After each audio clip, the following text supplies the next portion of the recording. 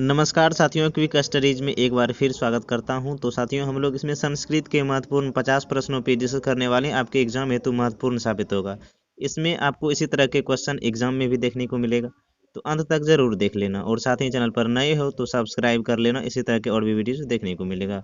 तो बिना देरी के बढ़ते हैं प्रश्नों की ओर। पहला प्रश्न है, वैदिक साहित्य का अंतिम भाग है। सही जवाब होगा इस प्रश्न का ऑप्शन नंबर ए, उपनिषद। और अगला प्रश्न है, अणु से भी छोटा क्या है। अणु से भी छोटा क्या है। सही जवाब होगा ऑप्शन नंबर ए, आत्मा। अणु से भी छोटा क्या है, आत्मा। और अगला सवाल है, काव्य मीमांसा नामक ग्रंथ किसने लिखा है। काव्य मीमांसा के लेखक कौन है। सही जवाब होगा इस प्रश्न का ऑप्शन नंबर सी, राजशेखर। काव्य मीमांसा के लेखक कौन है, राजशेखर है। और हमारा अगला सवाल है, पाटलिपुत्र किस नदी के किनारे अवस्थित है। सही जवाब होगा इस प्रश्न का ऑप्शन नंबर बी, गंगा नदी के किनारे। और अगला सवाल है, विद्यापति कौन थे। तो विद्यापति कौन थे। सही जवाब होगा इसका ऑप्शन नंबर ए, मैथिली कवि। विद्यापति कौन थे, एक मैथिली कवि थे। अगला सवाल है, पाटलिपुत्र में कौमुदी महोत्सव किस ऋतु में मनाया जाता है। सही जवाब होगा इस प्रश्न का ऑप्शन नंबर बी, शरद ऋतु में। पाटलिपुत्र में जो कौमुदी महोत्सव मनाया जाता है किस ऋतु में मनाया जाता है, शरद ऋतु में मनाया जाता है। और अगला सवाल है, नीतिकारों द्वारा शत्रु किसे माना गया है। नीतिकारों द्वारा शत्रु किसे माना गया है। सही जवाब होगा इस प्रश्न का ऑप्शन नंबर बी, क्रोध। शत्रु किसे माना गया है, क्रोध को। अगला सवाल है, महर्षि याज्ञवल्क्य की पत्नी का नाम क्या था। याज्ञवल्क्य की पत्नी का नाम क्या था। सही जवाब होगा ऑप्शन नंबर ए, मैत्रेयी। क्या नाम था, मैत्रेयी। और हमारा अगला सवाल है, जनक की सभा में शास्त्रार्थ कुशल महिला कौन थी। शास्त्रार्थ कुशल महिला कौन थी। सही जवाब होगा इस प्रश्न का option number A, Gargi Vachaknavi. Gargi Vachaknavi. बढ़ते हैं अगले प्रश्नों की ओर। और अगला प्रश्न है, विजयंका किस कल्प की कवित्री थी। विजयंका किस कल्प की कवित्री थी। सही जवाब होगा इस प्रश्न का ऑप्शन नंबर बी, प्रथम। और अगला सवाल है, गायंती देवः किल गीत कौनी डैश डैश पुरुषः सुरत्वात् पद किस पुराण से लिया गया है। ये आपको संस्कृत के श्लोक में देखने को मिलेगा। उसमें दिया गया है कि गायंती देवः किल गीत कौनी डैश डैश और पुरुषः सुरत्वात् पद जो है कि किस पुराण से लिया गया है। तो सही जवाब होगा इस प्रश्न का ऑप्शन नंबर ए, विष्णु पुराण से। विष्णु पुराण से लिया गया है। और अगला सवाल है, भारत महिमा पाठ का मुख्य संदेश क्या है। भारत महिमा पाठ का मुख्य संदेश क्या है। सही जवाब होगा इसका ऑप्शन नंबर ए, देशभक्ति। पाठ का मुख्य संदेश क्या है, देशभक्ति है। और अगला सवाल है, संस्कारों की कुल संख्या कितनी है। तो संस्कारों की कुल संख्या कितनी है। सही जवाब होगा इस प्रश्न का ऑप्शन नंबर ए, 16। संस्कार कितने हैं, 16 संस्कार हैं। और हमारा क्वेश्चन नंबर 14 है, गोदान किस संस्कार का मुख्य कर्म है। गोदान किस संस्कार का मुख्य कर्म है। सही जवाब होगा इस प्रश्न का ऑप्शन नंबर सी, केशांत। किसका, केशांत संस्कार का मुख्य कर्म क्या है, गोदान। और बढ़ते हैं अगले प्रश्नों की ओर। अगला सवाल है, परम तृप्ति किससे मिलती है। परम तृप्ति किससे मिलती है। तो सही जवाब होगा इस प्रश्न का ऑप्शन नंबर सी, अहिंसा से। और अगला सवाल है, नरक के कितने द्वार होते हैं। नरक के कितने द्वार होते हैं। तो ऑप्शन नंबर ए, 3। नरक के कितने द्वार होते हैं, 3। अगला सवाल है, कर्मवीर कथा का नायक कौन है। कर्मवीर कथा का नायक कौन है। सही जवाब होगा इस प्रश्न का ऑप्शन नंबर ए, राम परवेशराम। कर्मवीर कथा का नायक कौन है, राम परवेशराम। और अगला सवाल है, छात्रों का तप क्या है। छात्रों का तप क्या है। तो इस सवाल का सही जवाब होगा ऑप्शन नंबर ए, अध्ययन। और अगला सवाल है, स्वामी दयानंद के द्वारा आर्य समाज की स्थापना कब हुई थी। स्वामी दयानंद ने आर्य समाज की स्थापना कब की। तो सही जवाब होगा ऑप्शन नंबर बी, 1875 में। और अगला सवाल है, बिरजानंद किसके गुरु थे। बिरजानंद किसके गुरु थे। तो सही जवाब होगा इस प्रश्न का ऑप्शन नंबर ए, स्वामी दयानंद के। बिरजानंद किसके गुरु थे, स्वामी दयानंद के। और अगला सवाल है, स्वामी दयानंद का परिवार किसका उपासक था। स्वामी दयानंद का परिवार किस देवी के उपासक थे, किस देवी देवता के उपासना करते थे। तो ऑप्शन नंबर ए, यहाँ पे ऑप्शन नंबर ए, शिव का उपासना करते थे। और अगला सवाल है, मंदाकिनी वर्णनम पाठ किस ग्रंथ से संकलित है। मंदाकिनी वर्णनम जो है पाठ किस ग्रंथ से लिया गया है।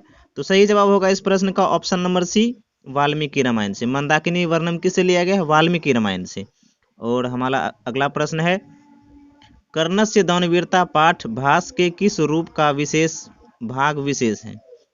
सही जवाब होगा इस प्रश्न का ऑप्शन नंबर ए, कर्णभारम किससे लिया गया है? कर्णभारम का जो है कि विशेष रूपक है।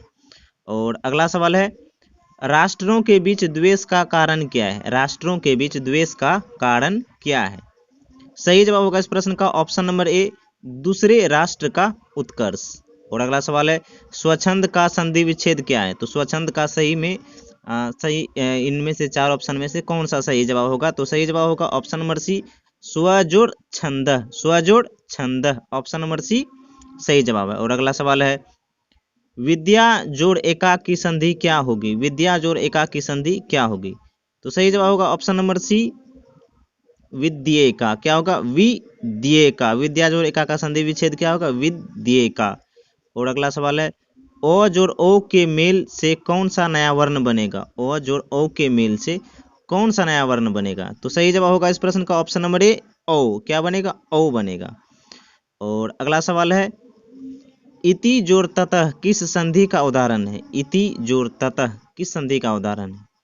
तो राइट आंसर होगा ऑप्शन नंबर ए, विसर्ग संधि। किसका उदाहरण है? विसर्ग संधि का उदाहरण। और मूर्ति पूजा का समस्त विग्रह क्या है? मूर्ति पूजा का समस्त विग्रह क्या होगा? तो सही जवाब होगा इस प्रश्न का ऑप्शन नंबर बी, मूर्ते पूजा। क्या होगा? मूर्ते पूजा। ऑप्शन नंबर बी यहाँ पे इस प्रश्न का सही जवाब है। और अगला प्रश्न है, संस्कृतस्य शिक्षा का समस्त पद क्या होगा? संस्कृतस्य शिक्षा का समस्त पद क्या होगा? तो राइट आंसर होगा इस प्रश्न का ऑप्शन नंबर डी, इनमें से कोई नहीं। इनमें से कोई नहीं। संस्कृतस्य शिक्षा मतलब हुआ कि संस्कृत का शिक्षा। तो इनमें से यहाँ पे चार ऑप्शन में से कोई नहीं है, तो यहाँ पे ऑप्शन नंबर डी सही जवाब होगा। और अगला सवाल है, गोलगृहम में कौन सा समास है? तो गोलगृहम में कौन सा समास है? तो राइट आंसर होगा ऑप्शन नंबर ए, कर्मधारय समास है। और अगला सवाल है, द्विगु समास का उदाहरण कौन है? तो द्विगु समास का उदाहरण होगा option number A, Panchavati. Panchavati. और अगला सवाल है, यतश्च निर्धारणम सूत्र का उदाहरण क्या है? यतश्च निर्धारणम सूत्र का उदाहरण क्या है? तो राइट आंसर होगा यहाँ पे क्वेश्चन नंबर 33 का सही जवाब होगा ऑप्शन नंबर ए, कविसु या कविनः कालिदास श्रेष्ठ अस्ति। कवियों में कालिदास श्रेष्ठ है। तो ऑप्शन नंबर ए यहाँ पे इस प्रश्न का सही जवाब है। और अगला सवाल है, ग्रामम उभयतः वृक्षा सन्ति वाक्य के ग्रामम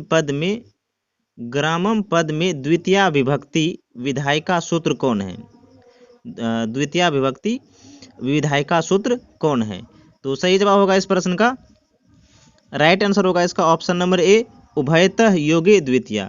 कौन सा इसमें विधायिका सूत्र है? उभयतः योगे द्वितीया लगा हुआ है। तो ऑप्शन नंबर ए यहाँ पे इस प्रश्न का सही जवाब है। और अगला प्रश्न है, सह सज्जनम प्रतीयते वाक्य में रिक्त स्थान में कौन सा प्रयुक्त होगा? सह सज्जनम प्रतीयते, यहाँ पे खाली स्थान जो दिया हुआ है, खाली स्थान में इनमें से चार पद में से कौन सा सही से सुटेबल होगा रिक्त स्थान में?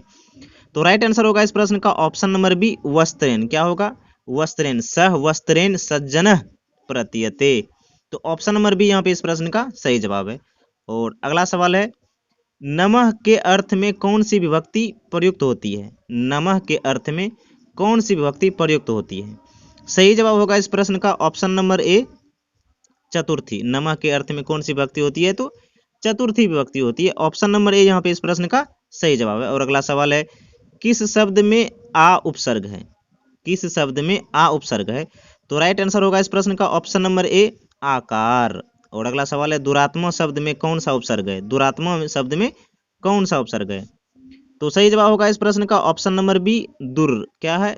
दुर जोड़ आत्मा। तो वो क्या होगा? दुरात्मा हो गया। तो यहाँ पे दुर उपसर्ग सही जवाब है। और ऑप्शन नंबर बी।